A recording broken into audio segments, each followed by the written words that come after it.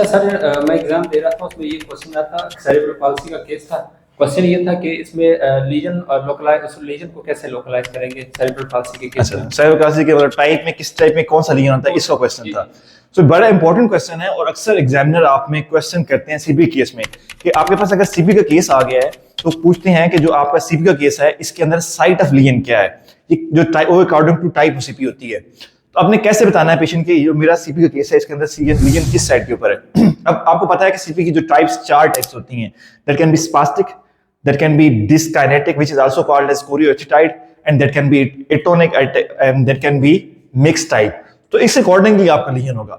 अगर तो बच्चा आपका स्पास्टिक है, अगर स्पास्टिक एसीपी जो है वो डायप्लीजिक भी हो सकता है, हेमिप्लीजिक भी हो सकता है और क्वाड्रिप्लीजिक भी हो सकता है।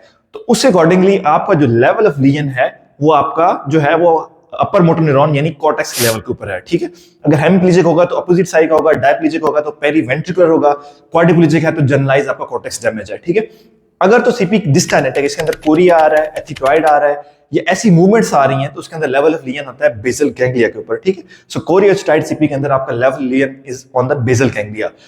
अगर पेशेंट जो सेरेब्रल पाल्सी है लेकिन उसके साथ उसकी टोन कम है और उसके रिफ्लेक्सेस आ रहे हैं तो ये जो है वो एटोनिक सीपी के अंदर आ जाता है, जिसमें लेवल ऑफ लीजन होता है सेरिबेलम के अंदर। ठीक है, तो ये डेफिनेट लेवल ऑफ लीजन है। और अगर एक पेशेंट है जिसके अंदर स्पासिटी भी आ रही है और साथ डिस्काइनेटिक मूवमेंट भी आ रही है तो ये मिक्स सीपी है, उसके अंदर लेवल ऑफ लीजन जो दोनों साइड के ऊपर होगा, बेसल गैंग्लिया भी डैमेज है उसके और उसका कॉर्टेक्स भी डैमेज होगा। तो इस तरह आपने बताना है कि आपके पेशेंट के अंदर सीपी का लेवल ऑफ लीजन क्या है।